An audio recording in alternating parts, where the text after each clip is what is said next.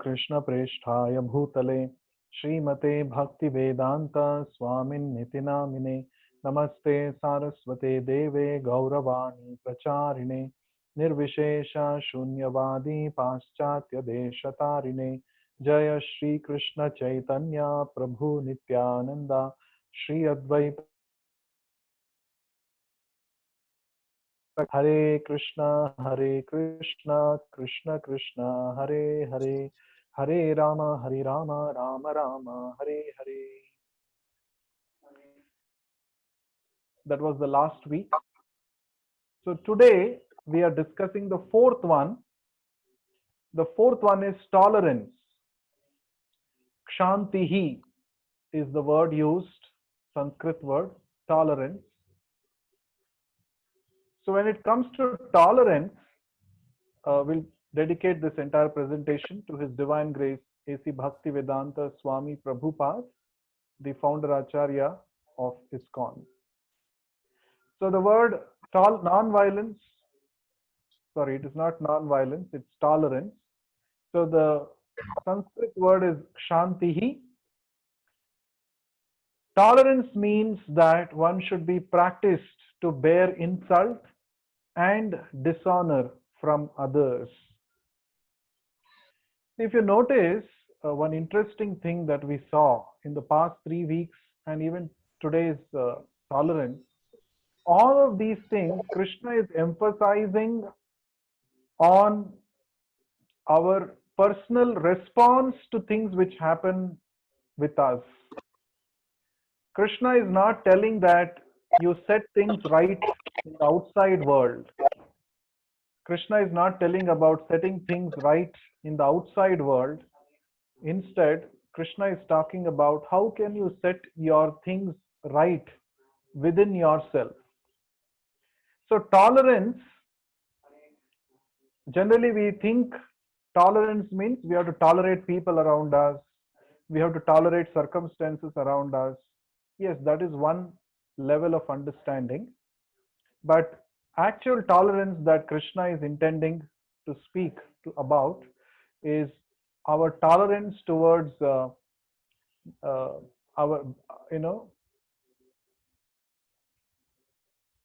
tolerance towards insults, dishonor, and all such things. In fact, tolerance is a result of true knowledge. A person who is truly in knowledge, he will not get disturbed when someone insults him or when he goes through a difficult situation in terms of uh, this others disrespecting him. So therefore, he is practiced to bear insult and dishonor. So if you go back to the first session that we discussed, humility and pridelessness. Humility means not looking for others' honor, not expecting others that others should come and give me respect, others should look high upon me, not having that expectation, but instead being ready to give respect to everybody. That is um, humility. And today, tolerance means that, you know, even if others forget about not respecting you, even if others dishonor you, they humiliate you, they put you to shame, they insult you, still you should mm, not get disturbed. That is the meaning of tolerance, kshantihi. So tolerance is on two levels, internally, externally. Externally, when we speak about externally, we talk about circumstances around us and people talking to us badly, rudely behaving with us, how we tolerate all that. That is externally. Internally, when it comes to internal tolerance, it's all about how much you are able to bear the urges of your own body and mind. Hmm? How much you are able to uh, not get succumb to the temptations or the traps that the mind sometimes comes up with. That also is tolerance. So what is your level of tolerance? Generally, in the electronic industry, when you manufacture some resistor or some diode, there is a tolerance level to that. Tolerance level, we say, for a resistor, plus 5% tolerance, 10% tolerance, like that, plus or minus, it says. That means the range can go plus or minus 5% or 10%. That's a tolerance limit. It cannot exceed that. So likewise, when we take different factors in our life, we have different levels of tolerance. How much we are able to resist the mind's temptations, how much we are able to bear the insults and dishonor from others. All of us, we have our own tolerance level. There is some breaking point also, saturation point sometimes we reach. Now here, whatever may be the saturation point that we have, Bhagavad Gita advises that take your saturation point to the next level. There is always scope to go to the next level, next level. Sometimes people say, don't test my patience, isn't it? Don't test my patience. If you act like this, I'll get angry. I don't know what I'll do. But every time, whatever may be the level of patience, a person in knowledge, as a person's spiritual knowledge expands, his tolerance level also keeps expanding. So that's the dynamic nature of a person who is on the spiritual path. You can never say that this is the thing, this much is my tolerance, I cannot go beyond this. As one's spiritual knowledge increases, as one's spiritual realization increases, one's tolerance level also increases day by day. So let's try to understand. Moving further, we'll try to understand the types of tolerance. Let's go to the next slide. Yes. Before that, why tolerate? A very important question actually. Sometimes people say, why I only have to be on the receiving end always? Others are having a good time with me. Others are pulling my legs. Others are making fun of me. Others are insulting me. Why Bhagavad Gita says that I should tolerate? Why should I tolerate all this? Why can't I give it back to him? Yeah, it's a good question. Now, before getting into this shloka, one logical thing that I would like to tell you. Let's say we are in a team, let's say in our office. So different people have different skill sets. Each one of us have our own positives, negatives, isn't it? Or for that matter, in our family. In our family also, there are different people with positives, negatives. Each one of us have our own drawbacks, our own tolerance limits, or whatever it may be. Now, one simple question, if you ask, why should I tolerate others? First, I'm talking about external tolerance. Then we'll see the internal tolerance also. One simple question is, why should I tolerate others? If you ask, one simple answer, logical answer that we can give is that because others are tolerating you, therefore you should also tolerate others. As simple as that. Others also are tolerating our blunt ends. They are also, for some reason, as you know, nobody is perfect. We would have spoken something badly. We would have treated others rudely at times, and others have tolerated it. Therefore, since others are tolerating us, it makes sense that we also learn to tolerate others. Now that is the external level. Now coming to the internal level. So Krishna says here in the shloka, second chapter of the Bhagavad Gita, verse number 14, a very interesting point he says. Matra sparshastu kaunteya shitoshna sukha dukkhadaha agama apayino nitya anityaha tam stitikshasva bharata. Matra sparshastu kaunteya. O Kaunteya, O son of Kunti, the non-permanent appearance of happiness and distress, Shita, Ushna, Sukha, Dukkha, all these things, they are Agama Apayinaha Anityaha. Anityaha means they are temporary, non-permanent. And Agama Apayinaha means they appear and they disappear. They come for some time, they be there for some time and they'll go away. What is that? Shita, Ushna, Sukha, Dukkha. Uh, so, Krishna is saying, Matra Sparshastu Kaunteya. They are like the appearance and disappearance of winter and summer seasons, and they arise from sense perception. Why do we experience these dualities of Shita, Ushna, Sukha, Dukkha in this material world? We experience them because of our sense perception, because of our senses, which includes the mind as well. Our mind and the senses, they label some experience to be happiness, some other experience to be distress, some experience to be heat, some other experience to be cold. Our senses and the mind, they label different circumstances like this. So Lord Krishna is saying they are only arising because of sense perception. They are not absolute reality. What you perceive to be happiness may not be happiness for everybody. Therefore, it's not absolute. It's your perception. It's the perception of your body and mind. And they appear and disappear. They are not going to be eternally there. So the problem is the mind blows up. When we go through some difficulty situations in life, the mind will say, maybe throughout your life you have to suffer like this. The mind will blow up. The mind will, it will magnify the troubles, the difficulties, and say that, oh, throughout your life you have to go through this stuff. No, but Krishna is clarifying here, no, they are anitya, they are temporary. They come and they go. So what is the solution? O son of Bharata, one must learn to tolerate them without being disturbed. Tam stitikshasva Bharata. Without being disturbed, you must learn how to tolerate them. Now, from this verse, we get to know why we should tolerate. We should tolerate because they are not permanent. The material experiences of so-called insult that we get from others, so-called bad experience that we get from others, they are only your perception. Your perception means it's not soul's perception. It is the perception of your senses and your mind.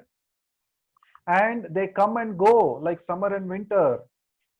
They are temporary. But you have your spiritual duties to perform. You have higher goals to pursue in your life. Therefore, you should learn to tolerate them without being disturbed. So, don't get stuck with any experience, so-called, it may be happiness, it may be distress in this world. That is what Krishna is saying. Learn to move ahead. Sorry. Learn to move ahead in life. Don't get stuck with any experiences, whether they are very palatable or very unpalatable. Both of them are temporary. Therefore, we should learn to tolerate them. We will see how to tolerate them along with the types. Let's go to the next slide. Yes, yeah, we should be able to tolerate because we should learn how to execute our duties without getting disturbed because we have bigger things to execute. Okay, let's see the types of tolerance. This types of tolerance, again, we have categorized it based on our mind-body system, which part of the mind-body system gets affected. So let's see. The first one is body level. Now, then generally people think, oh, Krishna has told that you have to tolerate. How to tolerate? So, okay, if it is hot or if it is cold, if it is raining, I don't care. I'll just go like that. No, it is not that way. So we need to learn how to tolerate. Body level, let's say weather conditions. We use an umbrella to tolerate heat and rain. So umbrella is like it's a tool that we are using to tolerate the heat and rain, which are environmental factors. And then we use warm clothes to tolerate cold climate, isn't it? So, or cotton clothes we wear in summer season so that we can tolerate the heat, isn't it?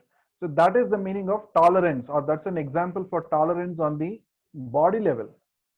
Our body gets affected by the climate, by the weather around us, and we know we have sufficient intelligence how to take care of that. So tolerance doesn't mean that you don't take any remedial measure. No, you take remedial measure. Like in this case, you take an umbrella to protect yourself from heat and rain. You use warm clothes to protect yourself from cold climate. So that is a remedial measure that you are using, and that is called tolerance on the body level. Another, if you see, uh, the Vedic scriptures recommend us to fast on Ekadashi day. So why? What is the benefit of following Ekadashi fasting? It helps us to tolerate the bodily demands. Mm, generally we are so much conditioned that we become dictated by the senses. We become dictated by the bodily urges. But such practices as Ekadashi is an opportunity for us to break that conditioning, to learn to tolerate bodily demands, to learn to know that I am beyond this body. You see, so these practices are recommended so that we develop this, that we develop the perception that I am different from the body. So even though the Bhagavad Gita says that we are not the body, we are soul, Bhagavad Gita doesn't say that we should become indifferent to the needs of the body. We must address the needs of the body, but with the right understanding that I am just taking care of this instrument called the body. I don't have to become identified with the body. I have to learn to tolerate the urges of the body. So, this is an example, or this is the first level, that is body level. Now, the second level of tolerance is on the mind level. Next is the mind level. Now, in the mind level, this is a wonderful prayer in the 10th canto of Srimad Bhagavatam, chapter 14. So, this is a prayer by Lord Brahma to the Supreme Lord Krishna. Here he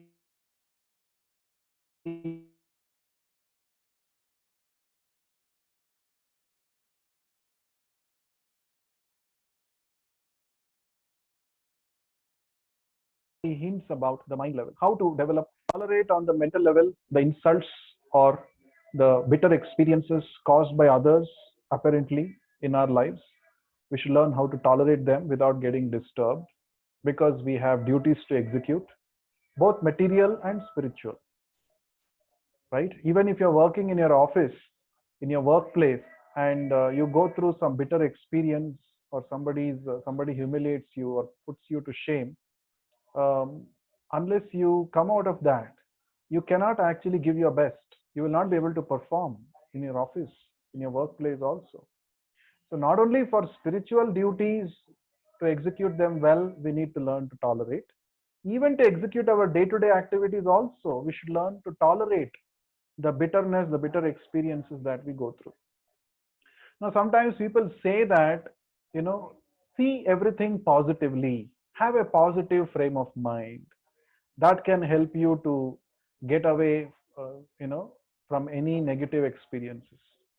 But one important thing that we should note is your positive thinking. If your so-called positive thinking is not based on positive reality, if it is simply imagination, it's not going to help you long term, right? If you simply imagine all is well, if you simply think that everything is well in this world, everything is nice, simply if you imagine, it's not going to work. So this particular verse from the Bhagavatam tells us that your positive thinking should be based on something really solid, something really solid. And then you will be able to smile even amidst overwhelming sorrows. That means you have achieved tolerance on the mental platform.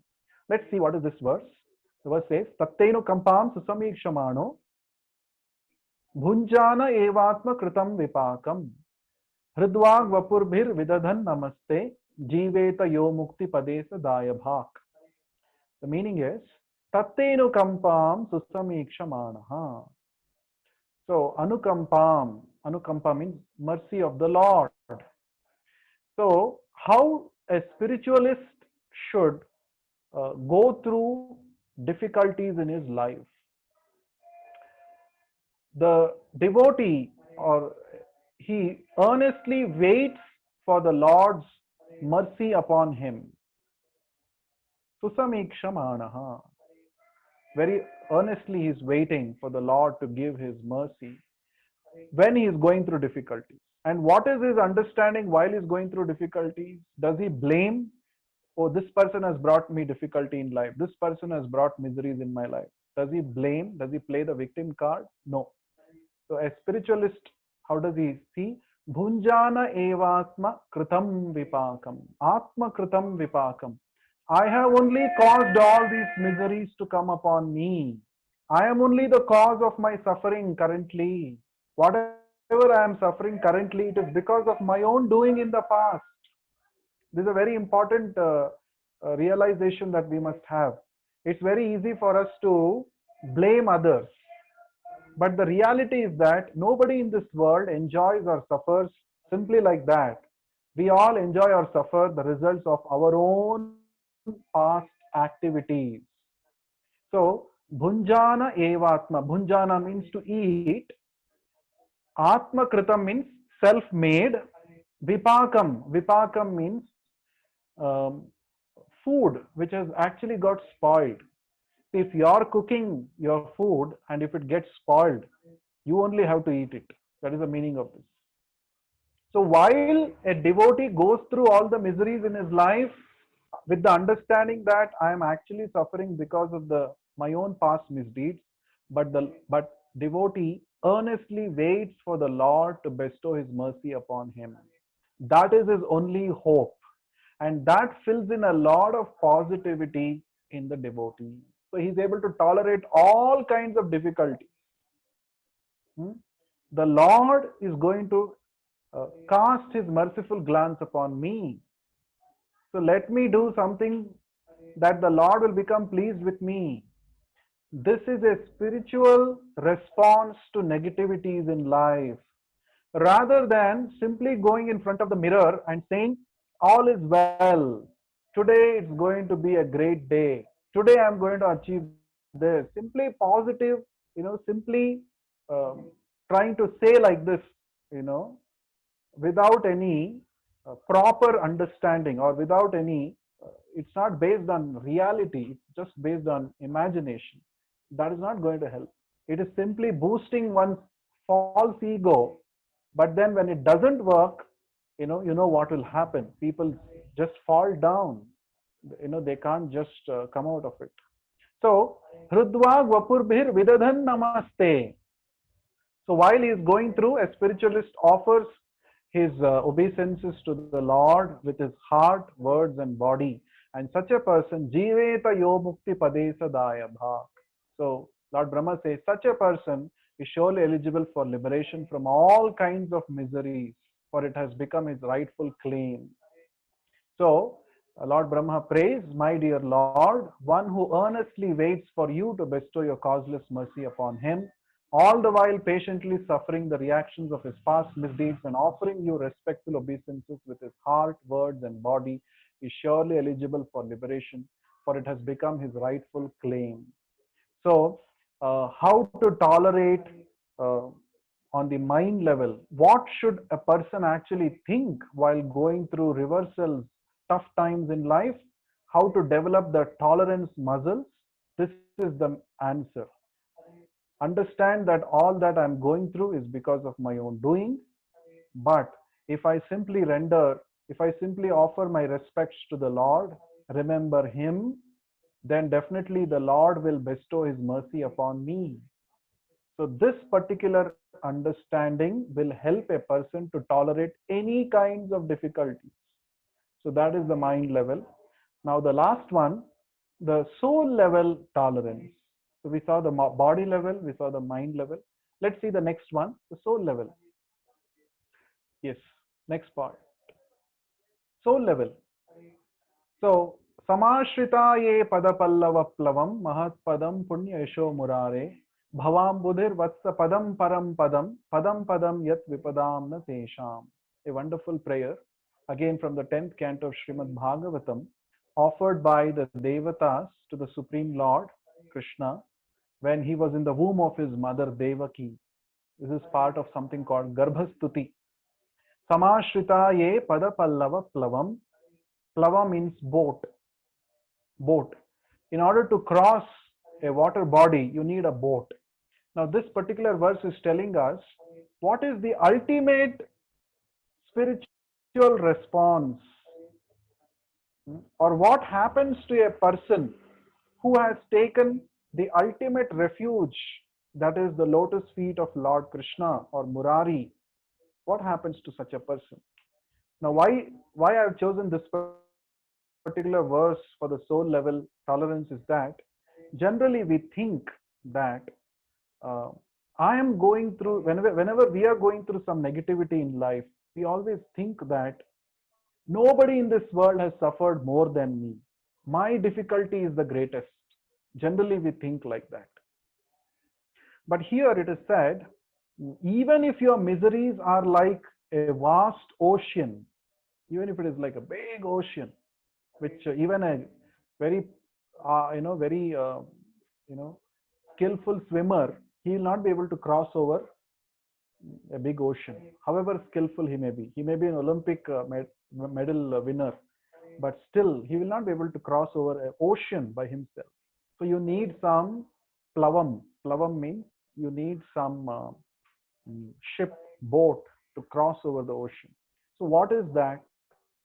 So here the meaning is, for those who have accepted the boat of the lotus feet of the Lord, who is the shelter of the cosmic manifestation, and is famous as Murari, the enemy of Mura demon. The ocean of the material world is like the water contained in a calf's hoof print. Their goal is Parampadam, Vaikuntha, the place where there is no material misery, not the place where there is danger at every step. So, this material world is described by the last line of this shloka, Padam Padam Yat Vipadam. This material world means every step there is danger, every step there is miseries. That miseries could be due to somebody's putting us to shame, somebody talking ill about us, or unpalatable circumstances that we come across in our life, whatever it could be. But if we take shelter of the lotus feet of Krishna, Punya Yasho Murare, Param Mahat Padam, his lotus feet are described here as Mahat Padam, the greatest abode. So, Pada Pallava Plavam, lotus feet of the Lord. Samashritaha means to accept, take shelter. How do we take shelter of the lotus feet of Lord Mukunda or Murari? By the process of Bhakti Yoga, which begins with hearing and chanting about the Lord. When we do that, then the big ocean, material world, which is like a huge ocean, it becomes just like water contained in a calf's hoof print. It becomes so small, anybody can cross over it, even a child can cross over it. An ocean, even a skillful swimmer will not be able to cross. But if it is a water in the puddle, a small puddle of water created by a calf's hoof print, even a small child can cross over it. That means any difficulty in life you can easily cross over simply if you take shelter of the boat called as lotus feet of Murari, lotus feet of Krishna, right? So nothing in this world is so miserable that you will not be able to cross over it if you take shelter of the lotus feet of the Lord.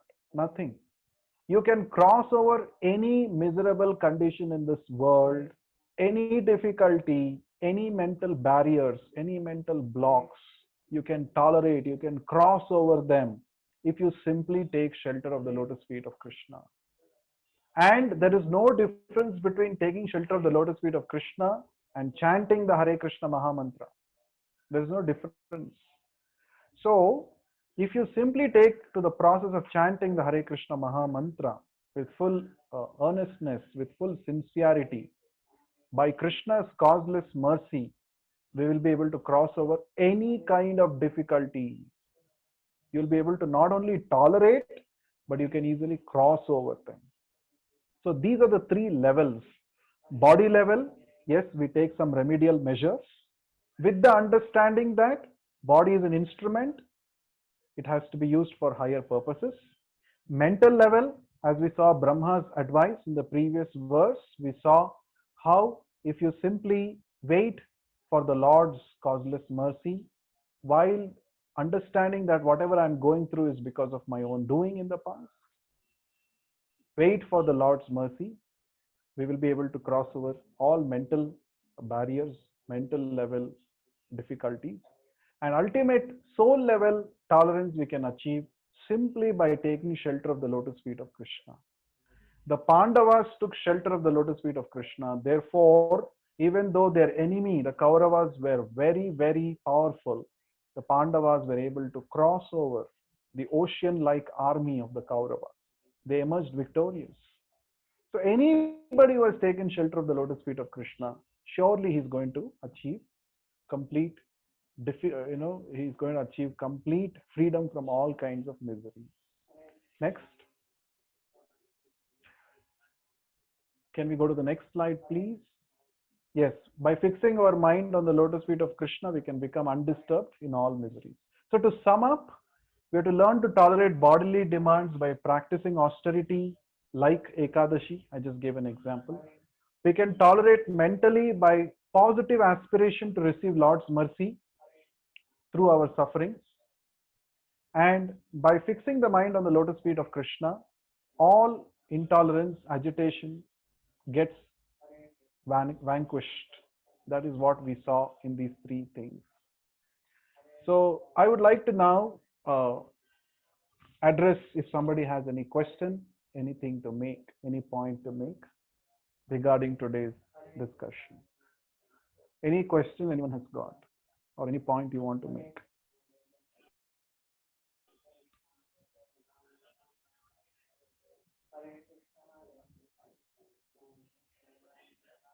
Hare Krishna. Anyone wants to say something or ask something? Yes, Lakshmikant. Hare Krishna, Prabhu. Hare Krishna. Yeah, Prabhu. So, what I wanted to ask is, like, when you stay in a corporate world, like when you staying in food hostel, you can give up this thing. No, like you can give up. You won't expect anything, and you can learn to tolerate. Okay, but like if in corporate office or if in personal life, someone threatens you again and again, or someone, if there is a risk of job, or if someone bullies you in office amongst your colleagues, then how long can you give those things? Yeah, good question. See, tolerance doesn't mean that it is a symptom of weakness. Tolerance is a strength. Not everybody can have it.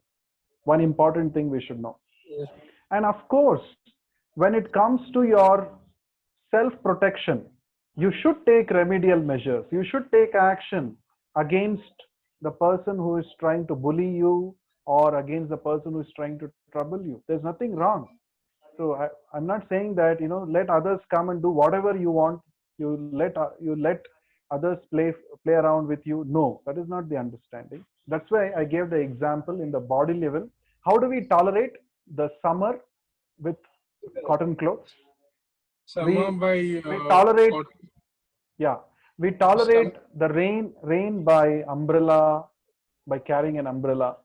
So those remedial measures are required, right? Yes. So whenever somebody is trying to take advantage of you, you must take action. You must take action. There's no doubt about it. So it doesn't mean that if you are a spiritualist you should be covered. No, spirituality is not cowardism. You have all rights to protect yourself. Yes, you should take action, whatever it may be. It may be talking to those people. It may be escalating it to your higher authorities. Whatever works, you must do it. Okay. There's nothing wrong in it.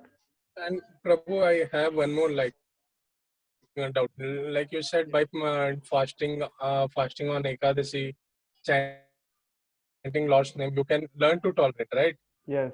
Yes. So again, like Prabhu, fasting most of the time, see, even though I have a Ekadasi app in my mobile, sometimes it gets clubbed with the many other notifications. Okay, Hmm. so say I am having some around 30 to 40 notifications, and tomorrow is Ekadasi, and I forget to read that notification. And many a time it happens that I forget that it was Ekadasi, and after having breakfast, I realize, yeah, today Okay. it was Ekadasi. And the second thing was sometimes if someone is hungry, like he didn't had anything last night from last evening, and he remembers like tomorrow Ekadasi is there and I have to fast, but his body is not allowing him to fast. He's feeling short, I'm hungry. So like in that situation, what can be the solution? So first of all, you should know, once you start seriously practicing Ekadashi, you will know the calendar. You will follow closely, and also devotees send updates about Ekadashi one day in advance, so you can keep track of it. Secondly, uh, yeah, you should prepare yourself. Okay, tomorrow is Ekadashi, so you have to be mentally prepared. You have to anticipate. Ekadashi is a wonderful opportunity to reduce bodily demands and increase spiritual activity. So you prepare yourself and take help from devotees, right? So I think because we are running short of time, we will have to close the session. So before that, let's chant 3 times Hare Krishna mantra. I request all of you to please make a note of this link as well and give your valuable feedback to us. It's displayed on the screen right now. So we'll chant the Hare Krishna mantra thrice. Hare Krishna, Krishna Krishna, Hare Hare, Hare Rama, Rama Rama, Hare Hare, Hare Krishna, Krishna Krishna, Hare Hare, Hare Rama, Rama Rama, Hare Hare, Hare Krishna, Krishna Krishna, Hare Hare, Hare Rama, Rama Rama, Hare Hare. Since there are more questions, maybe next time we can plan an exclusive Q&A session so that we can cover up, we can quickly have a recap of what we learned in the previous weeks, and then we can have a Q&A session based on that.